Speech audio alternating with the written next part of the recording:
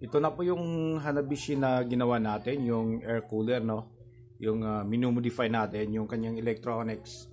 Kinansil natin dahil sira siya at walang makuhang chips, kaya ginawa na lang nating manual, ano? Para lang to sa mga hindi nakapanood ng last 2 videos natin. So ito na ngayon, tingnan nyo.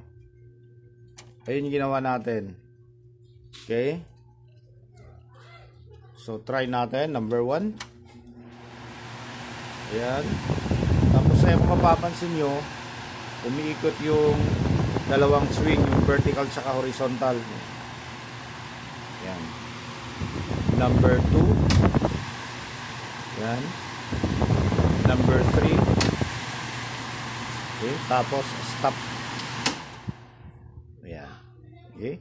Pwede natin ihinto yung kanyang mga swing. Ayan, hinto natin. Ayan, ito natin yung dalawa, yan, nakahinto na siya. Okay, so dito natin inilagay sa tagiliran. Ayan, so ito na yung, ayan, yung control natin.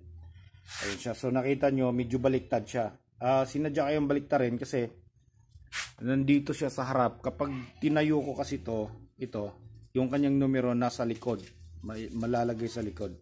Kaya yun na yung ginawa natin. Ayan, so ito yung swing, dalawa, ayan. Tapos ito yung kanyang speed control. So on natin uli. Number 2. Number 3.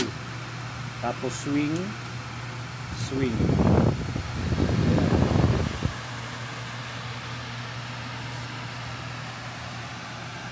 Okay. So ayan na siya. Okay na. So di-deliver na natin sa may-ari. Pwede nang gamitin. So hanggang dito na lang siguro tayo, no? So maraming salamat, God bless at bye bye.